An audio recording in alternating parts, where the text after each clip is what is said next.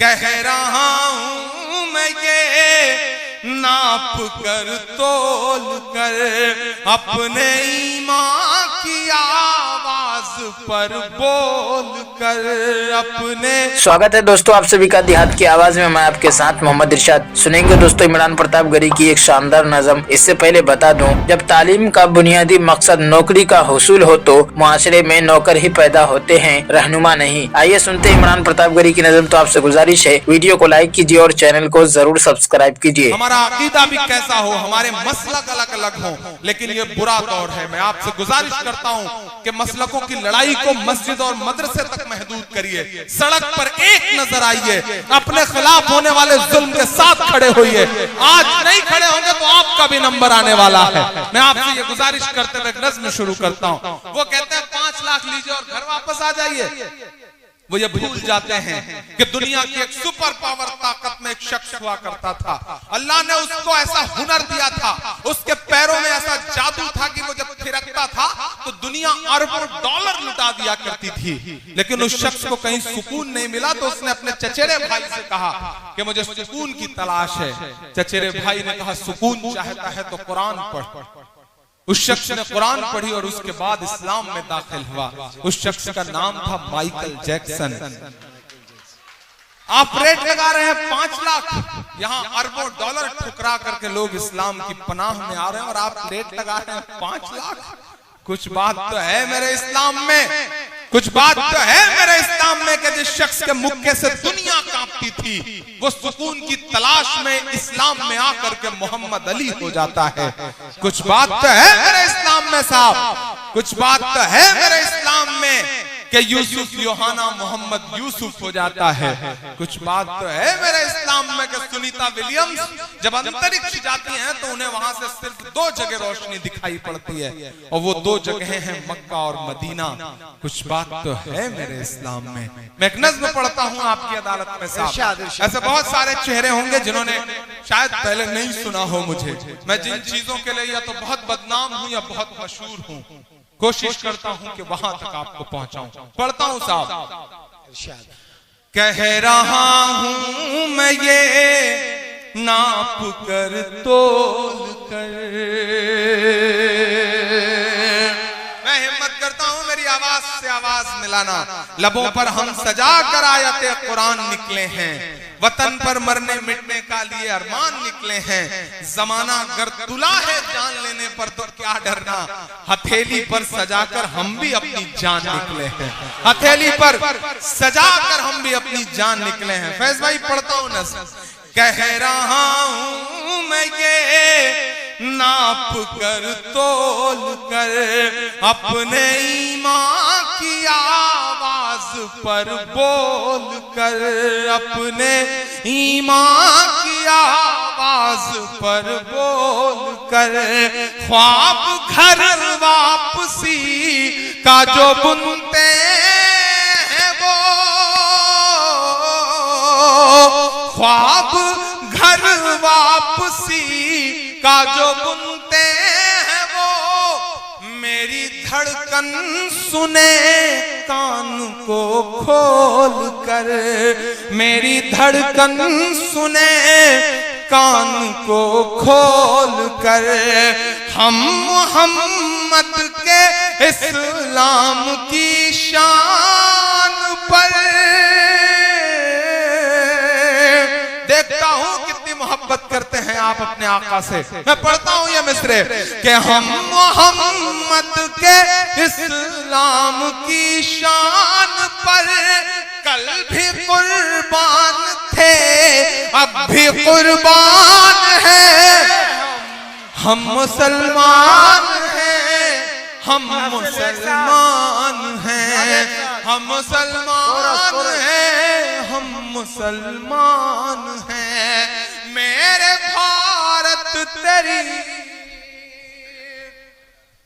میرے بھارت تیری آن ہے شان ہے.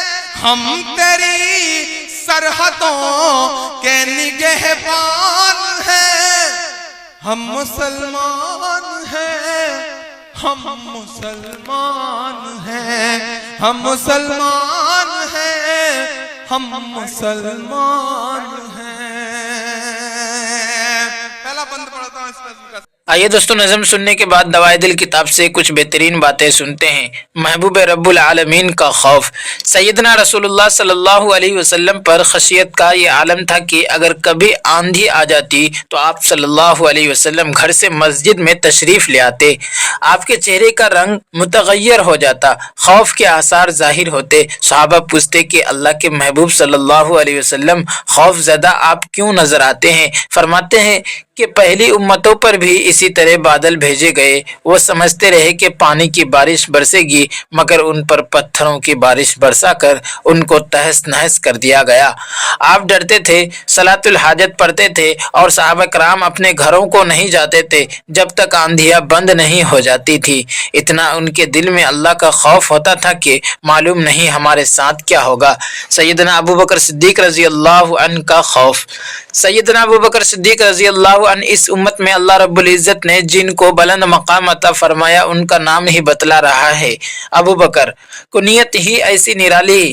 دیکھیے عربی زبان میں جس لفظ کا مادہ با کاف را ہو، فا کلمہ، عین کلمہ اور لام کلمہ یہ بنے تو اس کا مطلب ہی ہوتا ہے سب سے اول چیز. مثلا بکور موسم کا سب سے پہلا پھل، اس کے لیے بھی استعمال ہوتا ہے. بکرا کل کے دن کا پہلا حصہ.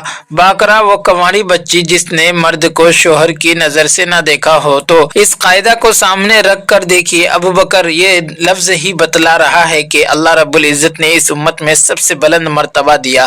ویسے بھی دستور کی بات ہے کہ جب سورج طلوع ہوتا ہے تو اس کی روشنی سب سے پہلے ان عمارات پر پڑتی ہے جو سب سے بلند و بالا ہوتی ہے. اسی طرح جب نبوت کا سورج بلند ہوا اس کی سب سے پہلی روشنی بھی اس شخصیت پر پڑی جو اس امت میں سب سے بلند و بالا تھی. ان کے بارے میں نبی علیہ السلام کی اتنی بشارتیں تھیں کہ فرمایا میں نے سب کے احسانات کا بدلہ دے دیا لیکن ابو بکر کے احسان کا بدلہ اللہ دے گا.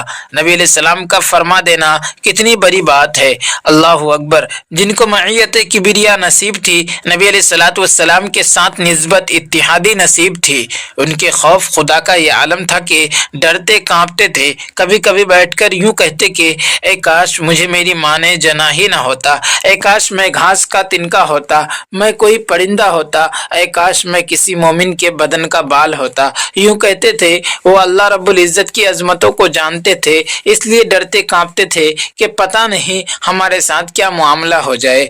حضرت عمر رضی اللہ عنہ کا خوف. سیدنا عمر فاروق اعظم رضی اللہ عنہ جن کے بارے میں نبی علیہ الصلوۃ والسلام نے فرمایا لو کان بعدی نبی لکان عمر، اگر میرے بعد کوئی نبی آنا ہوتا تو عمر کو اللہ نے وہ صفات دی کہ وہ نبی ہوتے. عشرہ مبشرہ میں سے ہیں جو مراد مصطفیٰ ہیں جن کے بارے میں نبی علیہ السلام نے فرمایا کہ عمر جس راستے سے گزرتا ہے شیطان اس راستے کو چھوڑ دیتا ہے. اس ہستی کے بارے میں آتا ہے کہ ہر وقت ڈرتے رہتے تھے. اپنے زمانہ خلافت میں حضرت حذیفہ رضی اللہ عنہ کو بلایا اور فرمایا حذیفہ آپ کو نبی علیہ السلام نے منافقین کے نام بتائے اور یہ بھی فرما دیا کہ تم کسی کو نہ بتانا. اب میں تم سے منافقین کے نام تو نہیں پوچھتا، اتنا پوچھتا ہوں کہ کہیں عمر کا نام تو ان میں شامل نہیں. کتنی عجیب بات ہے. اور جب ان کی وفات کا وقت قریب آیا تو فرمایا کہ جیسے ہی میری روح نکل جائے تو جلدی سے مجھے نہلا دینا، کفنا دینا. بار بار اس کی تاکید کی تو ایک صحابی نے کہا کہ حضرت ہم جلدی تو کریں گے مگر اتنی تاکید کی کیا ضرورت ہے.